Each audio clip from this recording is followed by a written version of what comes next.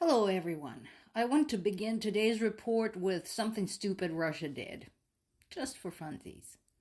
So, in addition to continuing to try and take Avdiivka, which they have been trying to do for almost 10 years now, unsuccessfully, there's something else that's happened.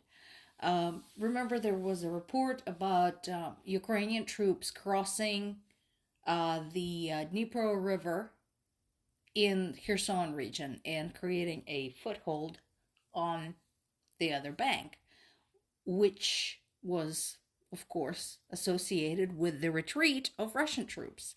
Well, some of the Russian media actually published that story and included the words like the retreat of Russian troops in the story.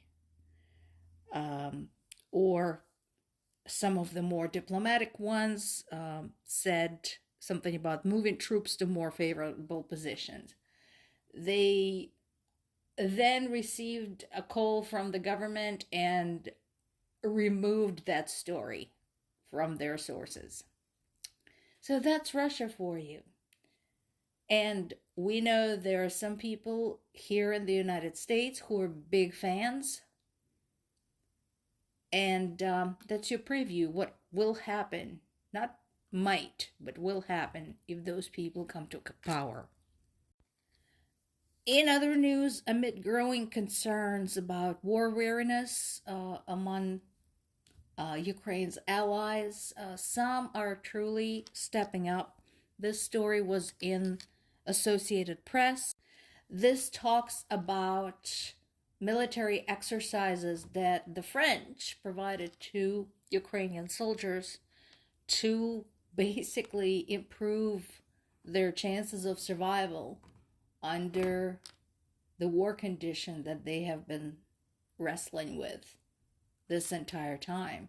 So that, I'm sure, is much appreciated, just as the training with more complicated equipment provided by some of the other allies, as well as the equipment itself. Thank you, France. And the foreign minister of Germany also reiterated the intention to continue supporting Ukraine. Again, this has to do with a lot of chatter, officially and non-officially, about the war fatigue and the drain on resources, etc., etc. This story appeared in The Guardian, and basically, I just hope it's true, and I hope they mean it. I really want to believe that, because I don't think Ukraine can do this alone, although it will try no matter what. Nor do I think Ukraine should be doing this alone. This threat that Ukraine is facing right now is not local. This is a global problem.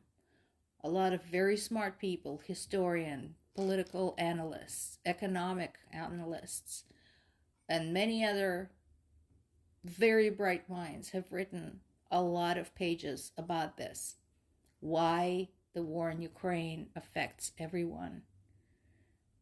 Quite literally, it affects everyone on every continent in different ways. And so I encourage people who seek information, who want to understand why anyone should be involved. I encourage people to go and look up what has been written on the subject, what has been written on the global effects of the war in Ukraine, and why it is essential that Ukraine wins this war.